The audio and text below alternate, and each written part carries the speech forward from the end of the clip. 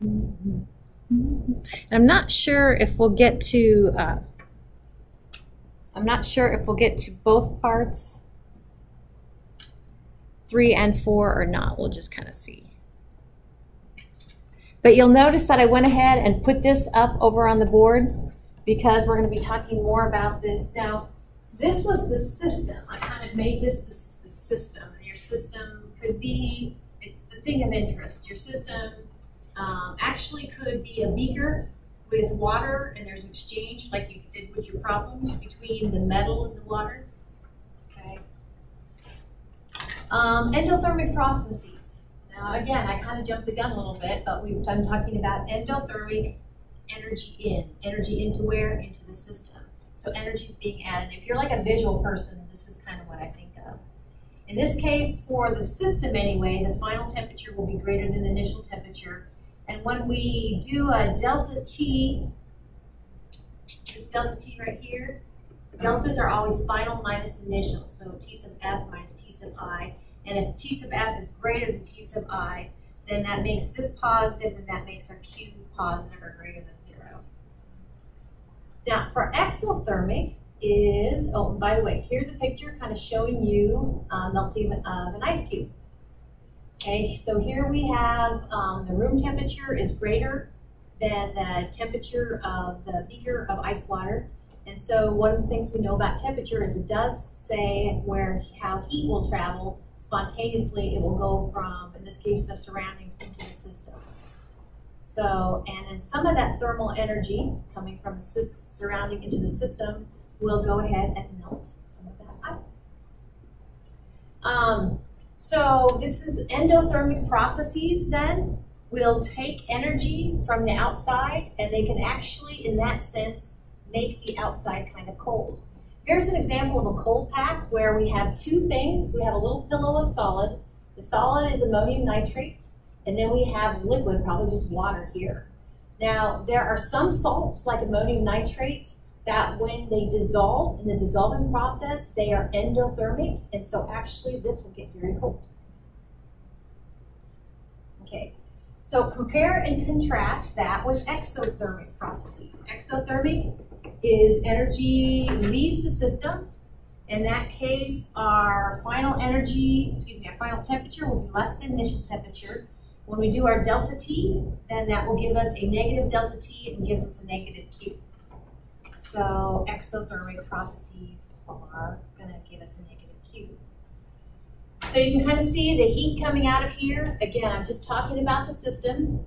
Okay. Notice the system, around the system we have the surroundings, and actually system plus the surroundings is the universe. Looks exothermic. A lot of times you can tell something's exothermic if heat is liberated, which is burning of gasoline, fossil fuels. So I'm introducing a new variable, a couple new ones.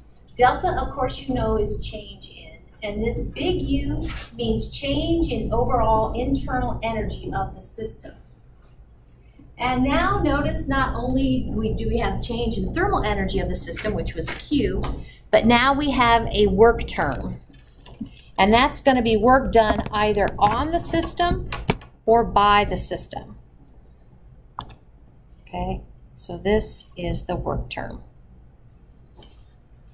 Now, not always will you have a system that is doing work and or having work done on it, but if it is being done by it or on it, we have to take that into consideration as to the change in the overall energy of the system. So if Q is positive, we would say that is endothermic. And here you're going to want to be able to find your way around these variables. If work is done on the system, the important versus by the system, so on is the important thing. If work is done on the system, we're going to make that term positive also. So if we have energy added to the system, okay, endothermic, work done on, it's also positive. It's going to make our what? Our delta U is also going to be positive. So if we both add heat, make it endothermic, and if work is done on the system, then our delta U is going to be positive. So this is back to counting beans. making sure that energy is not created or destroyed. That energy, if you're added to the system from the surroundings, it has to increase the overall energy of the system. Conservation of energy. Your OpenStax book has a nice figure on this, but this is a figure I've used before. So again, delta U is the change in internal energy is equal to the change in thermal energy plus the work done by the system or on the system. So again, just to make sure we're all on the same page, thermodynamic problems are all about making sure that you have the right sign convention, positive or negative. So endothermic, positive Q. Exothermic, negative Q. By the way, using the right sign then will make your problem in this simple sort of addition problem work out right. The work term looks like this. I said that if work is done by the surroundings onto the system, work is done on the system, W term is going to be positive. If the system does work on the surroundings, then your W term is going to be negative.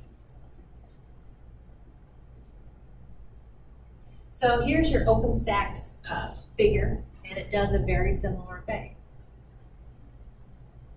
Up here we have our exothermic, endothermic, work done on the system by the surroundings, work done by the system onto the surroundings.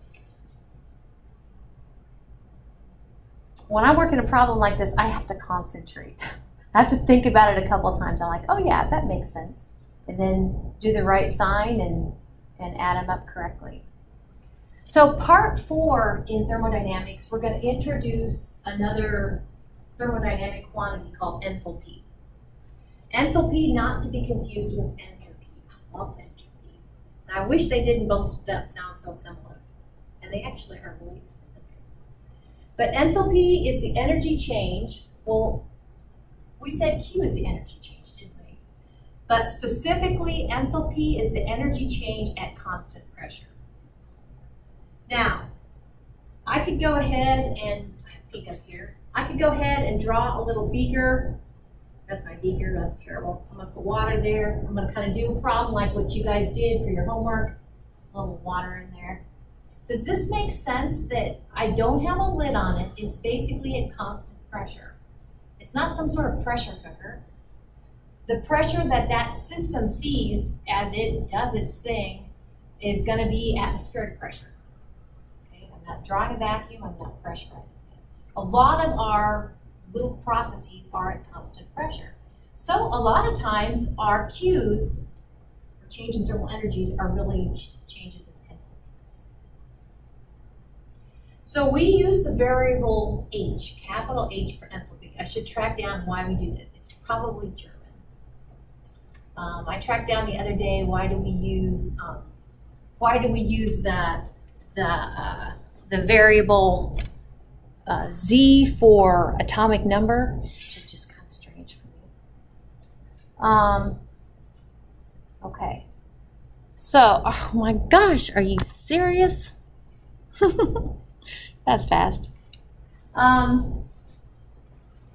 So enthalpy is the heat evolved or absorbed during a process as that process occurs at constant pressure. So I think I have a slide here that says you can't know the enthalpy, but we can track the change in enthalpy. Just like we don't know the thermal energy, but we can track the change in thermal energy. So deltas are always change in enthalpy. So I said as much, you knew it was coming, okay? The change in energy, thermal energy, Q is equal to mc sub p delta T, is also a change in enthalpy as long as the process is occurring at constant pressure. Any deltas that you run into, it's always the final minus the initial. Final state minus the initial state. As we get rolling, there are a number of ways sometimes to skin this cat, a number of ways to get at your delta H, and one of them is this way. So, this this our first state function? It must be. My semesters, my years kind of roll around, wrap around each other. Enthalpy is an important thermodynamic property, and it's what we call a state function. State function versus path function. So if I'm looking for something to put on my Unit 3 exam with regard to vocabulary, every general chemistry student who's studied this material ought to know what a state function is. So state functions are pretty special. They only depend upon final and initial. Where did you see that? Deltas, like delta H is the final state minus the initial state. It's what we say independent of path. So we kind of have these yin and yangs opposite each other. So a state function is opposite a path function. State function is path independent. A path function does depend upon a path. So your author, I think, does something kind of clever here.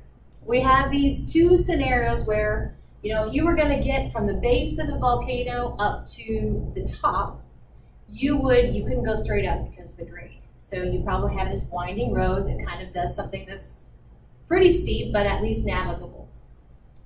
So the distance traveled is path dependent. I should say, how about this distance traveled? How about the distance your car travels? Car, like the wheels. Maybe miles your wheels travel for your car. That is path dependent, okay? But literally, as the crow flies, the elevation, or probably, yeah, well, I don't know how you do it, but as the crow flies on a map, the distance between the base and the summit is independent of path. Okay? So this does depend on path. In fact, I mean, you could be even more crazy than this. You could say, oh, well, we went up here, and then, oh, forgot something to go down, and then, oh, and then I decided to stop here, and then go, okay. So this does depend on path, path dependent, okay. And this, the distance, literally, between the base and the summit is path independent. So in that sense, it is a state function. State function. The two states it depends upon is the final and the initial, as the arrows have been drawn. Sometimes I'll hear it's kind of like your bank account. It's your bank doesn't care if you start out with $300 in your savings account, you win the lottery, you interject, $10 million, you go out and buy, as our son would buy at a certain age, like $9,000 worth of silly string, and you end up with, what is that, $1,300? I mean, it didn't care about that blip. It just cares about, the final and the initial. All right, so back to the little relationship between the change in internal energy, now the change in enthalpy, and the work done on or by the system. So, what do these mean, by the way? Absolute values, right? Yeah. So, regardless of sign, that's what the absolute value would do. Regardless of sign, if the magnitude of work, and I don't know if you've run into this yet before, but of course this is less than, right? Anytime you see like piggyback like that, that means much less than. Okay, they're trying to emphasize. So if the magnitude of the work term is significantly less than the magnitude of the enthalpy term, the delta H, change in enthalpy, then does this make sense that basically this is a lot smaller? So this is what we say insignificant, somewhat insignificant. I went ahead and put X over the W term, the work term. And that is the case sometimes. A lot of times you're really not doing much work. There's not much work to be done on the system or by the system. If that's the case, our W term goes away and our change in internal energy is approximately, you guys know what the squiggle means, maybe? Anytime you see those double squiggles, is approximately equal to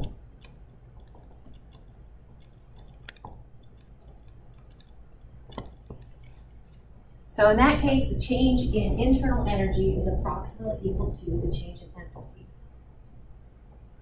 So we've got all sorts of kind of neat little subtle relationships here.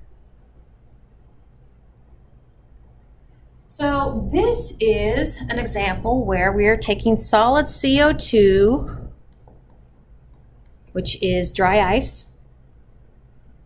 It is actually taking in thermal energy from the surroundings, and it is subliming. And I think we talked about sublimation before. Sublimation is where something goes from the solid state, skips the liquid state, all the way to its gaseous state. Subliming.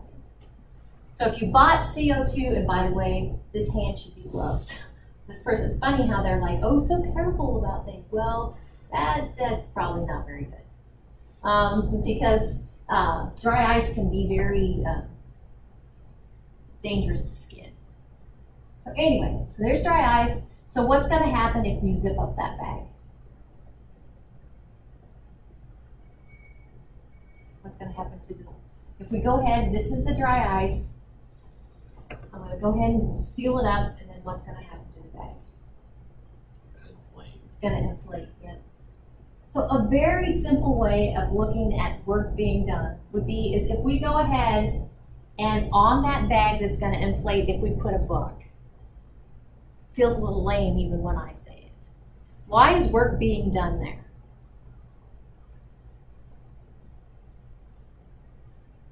The book starts out here, and it ends up kind of here. It's like going against gravity. It's lifting a book and going against gravity, exactly. It's a very subtle thing, and it feels a little lame, but that lifting of the book is the work done. Is work being done on the system or by the system? It's being done by the system, exactly. So would your work be positive or negative? Work done, not on, but by system. Do you remember? How many people think it should be positive? How many people think it should be negative?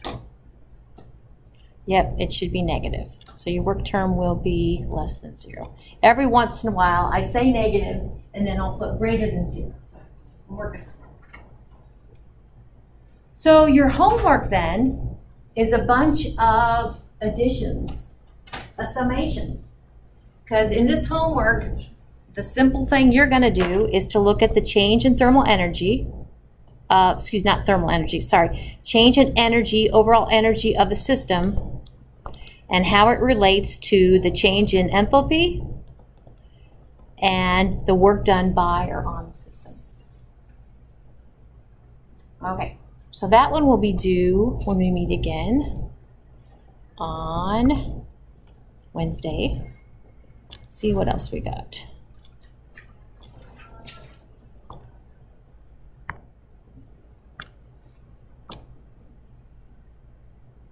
Part 4. It's funny. Why does it do that? It's so silly. That's okay.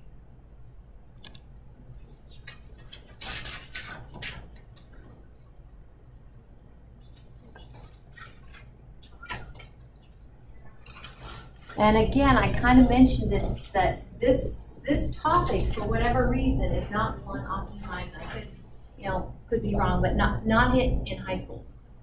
So if you're like, oh, I didn't cover this, you're like, that's probably true. But it's generally covered in General Chemistry 1 and a Chem 1, Chem 2, inorganic chemistry sequence. Okay, enthalpy. What's the symbol we use for enthalpy? H. H. Very good. Chemical reactions. Sometimes do you think that they require energy? Sometimes do they release energy? Yeah. So we're going to talk about enthalpy and chemical reactions. We've been talking about endothermic energy in, endo in. So in this case, our Q was positive, and I'll go ahead and show you that your delta H, your change in enthalpy, is also going to be positive. So you're going to see a figure kind of like this. Yeah, we talked about chemical reactions already. You guys balanced you balanced the equations that represent the chemical reactions, didn't you? So of course we go from reactants to products, and we can say if energy is put in, then actually we can put energy over here as a reactant. Does that make sense? In this case, does this make sense that if we are adding energy to our physical reactant, the product is going to have a higher enthalpy? I'll just put H here. Higher H, and so for my reactant, I'm going to put a lower H. Remember a little bit ago I said simply deltas are always final minus initial? Well, if you just look at the math here, you take the final, which is higher, minus the initial, which is lower, and you get a positive. That's all we're talking about here. And again, remember it's independent of path. It's a state function. Delta H is positive. Well, let's look at the contrast of that. The opposite is an exothermic reaction. So I'm going to put R goes to form P, reactants goes to form products. Exothermic means it's going to liberate energy over here. And then can you see where as it's liberating energy, our product is going to have a lower H and our reactant is going to have a higher H. So now when we go to take its final or product minus the initial or reactant,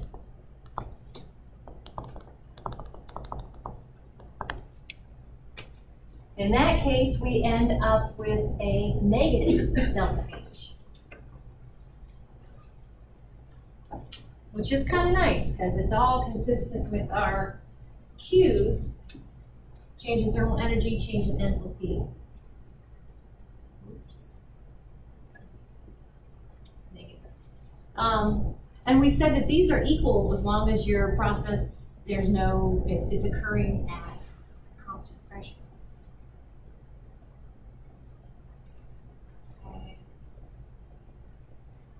So this is kind of what I drew a minute ago. I'm going to go ahead and at the end of these like generic equations, these aren't really equations, but pretend to be reactants plus heat go to form products, reactants go to form products plus heat. What we do with a chemical reaction like that is at the end or somewhere in there, I kind of think at the end, we go ahead and do a delta H, change in enthalpy. My favorite one is to denote it RXN, which stands for reaction. So let's see. If heat is being taken in, endothermic, well, the Q would be positive, and so also would the delta H. So I'm going to go ahead and put delta H of the reaction is greater than 0. If I ever mess this up, someone please tell me, but I think I'm good with that. Down here, for the second one, I would go ahead and put delta H of the RXN, delta H of the reaction. It's going to liberate heat, and that's going to make it, it's going to be negative. So I have it on a slide, so I kind of got ahead of myself, but I thought this was kind of interesting. To put it this way. So we call this the change in enthalpy of the reaction. Change in enthalpy of the reaction. Heat of the reaction.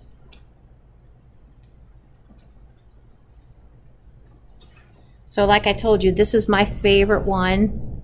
So anybody talks about heat of reaction. Now, heat of reactions, could it be something where energy is taken in, endothermic? Yeah. It'd be a positive delta H. Could it be something exothermic, heat of reaction? That's kind of think of something. Combusting is a great example of you get a negative delta H.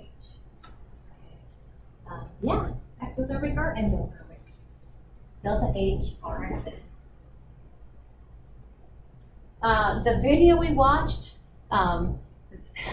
it talked about a mole of gas particles, as you may remember, may or may not.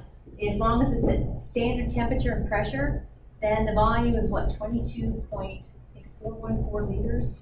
I don't have that committed to memory or so, but if you have a mole of gas particles are awesome. It doesn't care if it's helium or oxygen or nitrogen. It just all behaves the same according to the ideal gas law equation.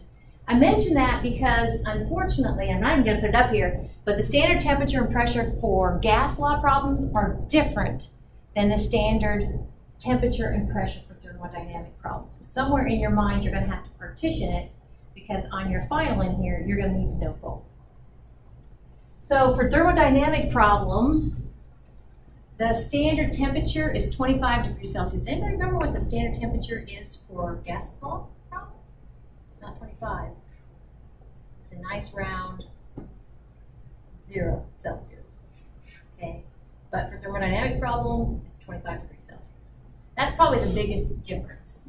Standard pressure for thermodynamic problems is about 1 atmosphere, which is what it is for gas law problems, but it's 1 bar. So if you said, I probably would use those almost interchangeably.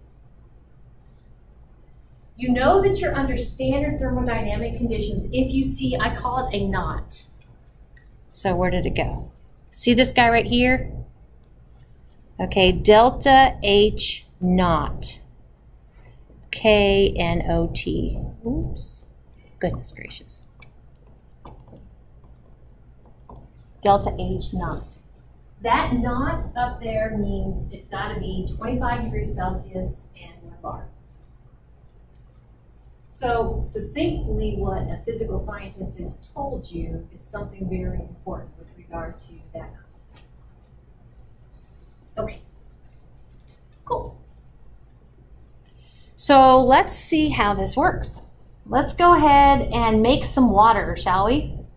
Now, this is balanced actually. We would take 1 mole of H2, combine it with 1/2 mole of O2 to get 1 mole of H2O, gaseous water molecules.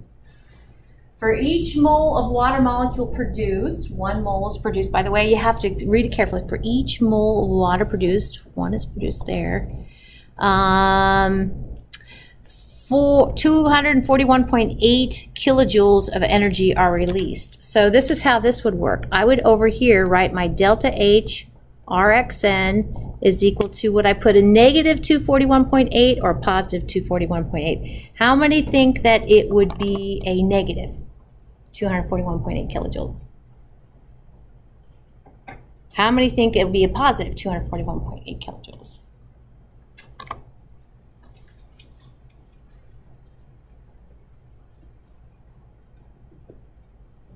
Released. Yep. So actually, it's going to be negative. It's exothermic. Yep. So I'm just going to put a negative 241.8 kilojoules.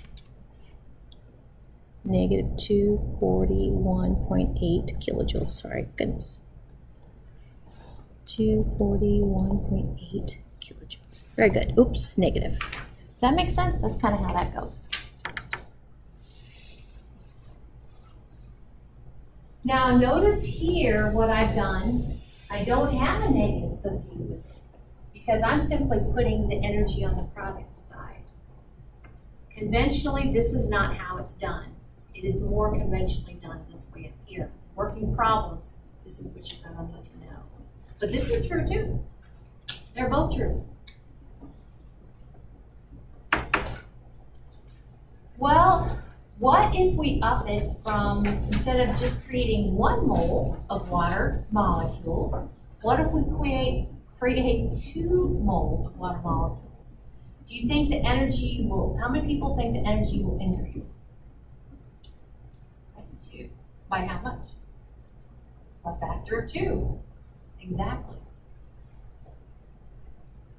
So instead of that 240, whatever I had on there, 241.8, if we double that, we get 483.6.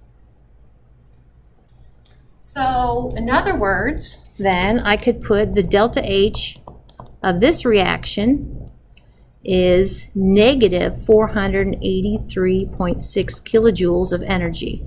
Now that is per production of 2 moles of water molecules. Scale it up.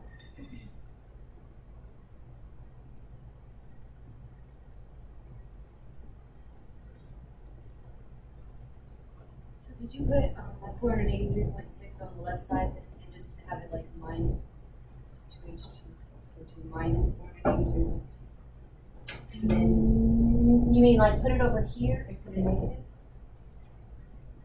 I've never seen it done that way.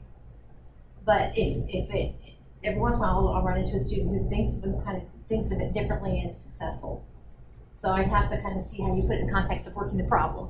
So maybe.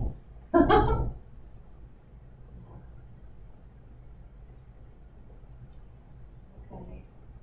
So yeah, this slide just kind of says what I just said, was that usually, if you're given in text that formation of 2 moles of water molecules in their gaseous state will release 483.6 kilojoules of energy, this is probably how you're going to see it.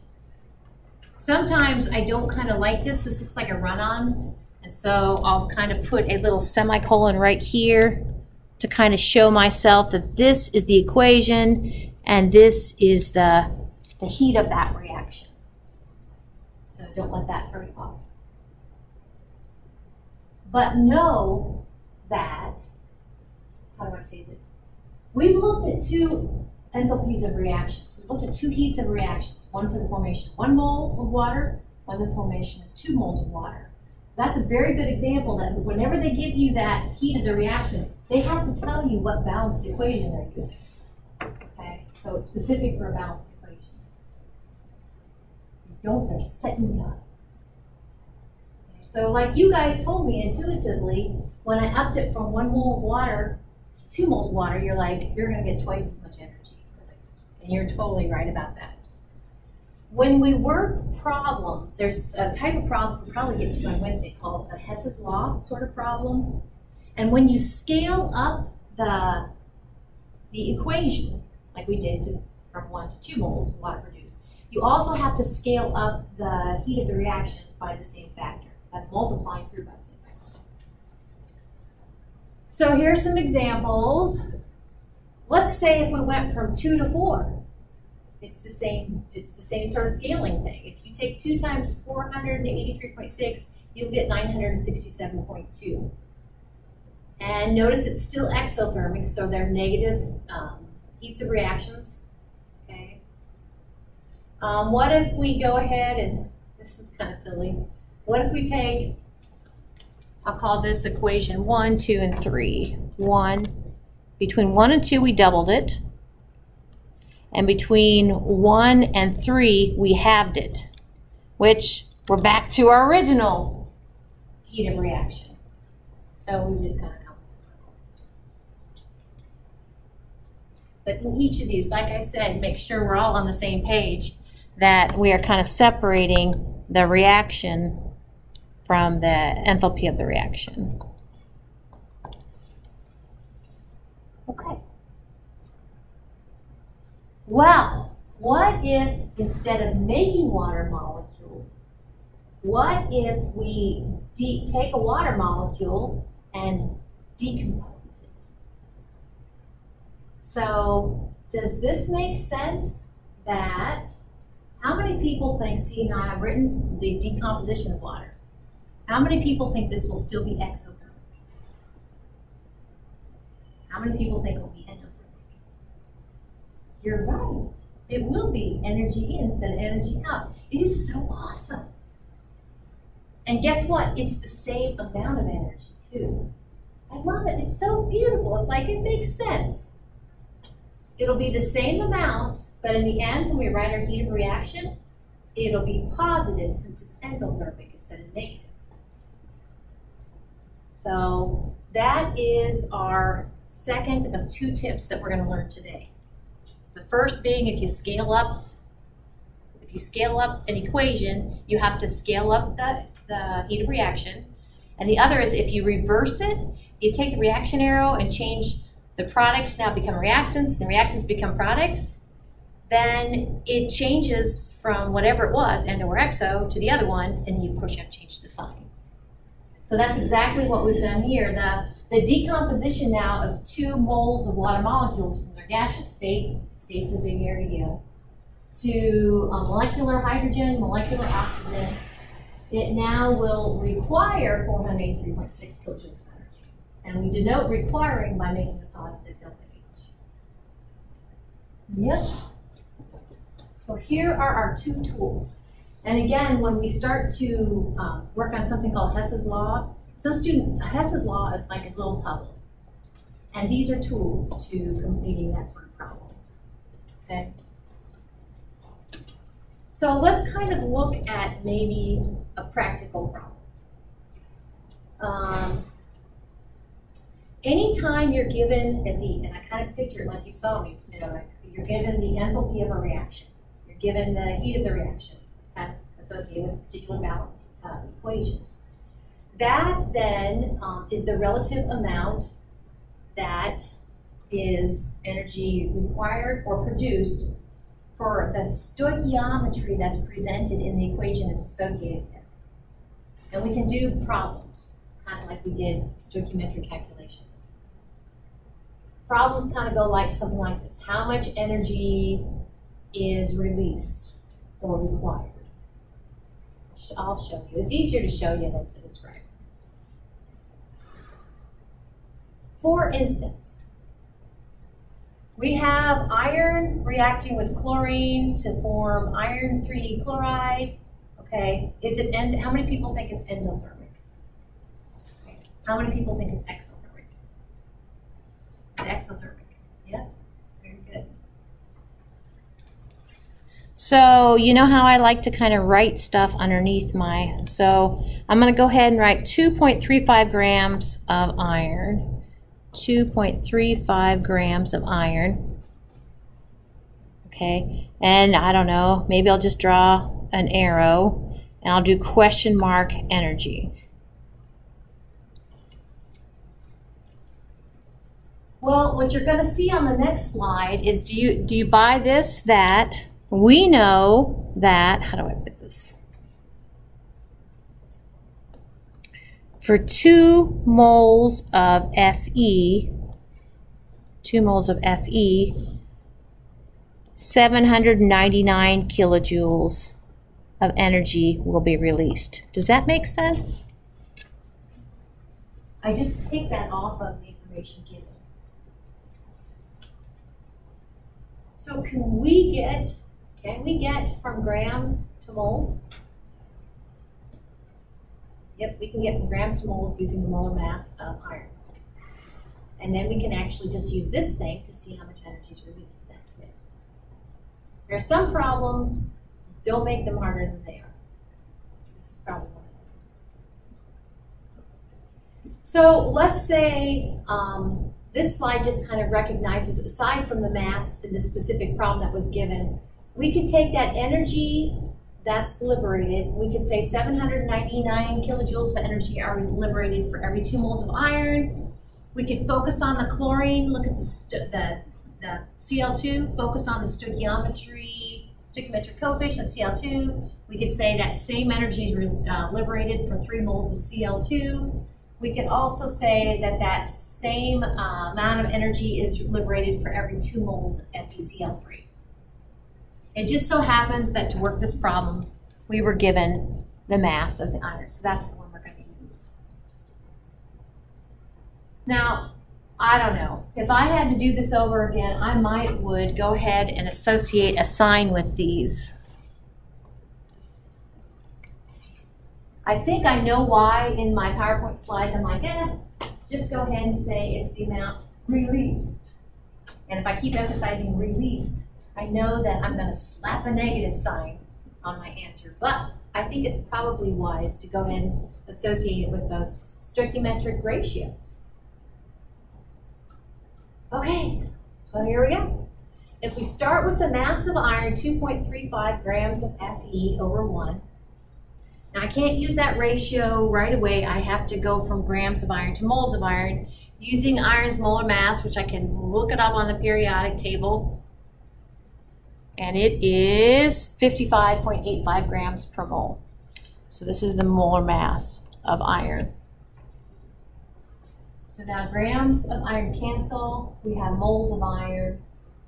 Now what does the next term look like?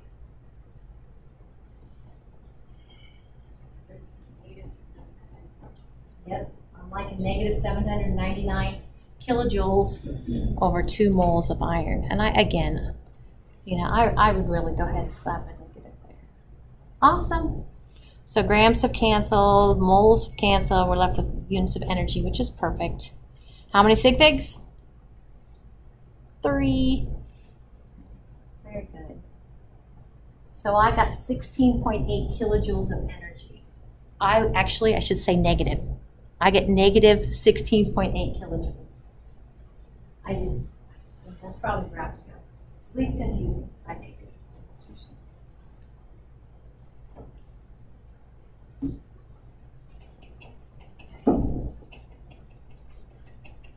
Now, one more thing while I'm on here, and I think this is probably, I think I have it later on the part we're going to go through on Wednesday. We would say that 16.8 kilojoules of energy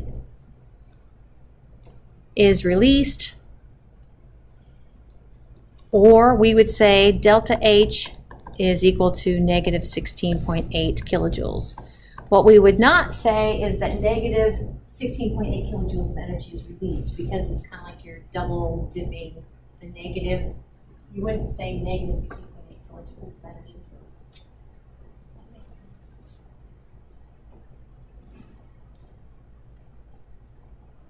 Now I'm done, unless you have any questions. So you have 2 parts that are due on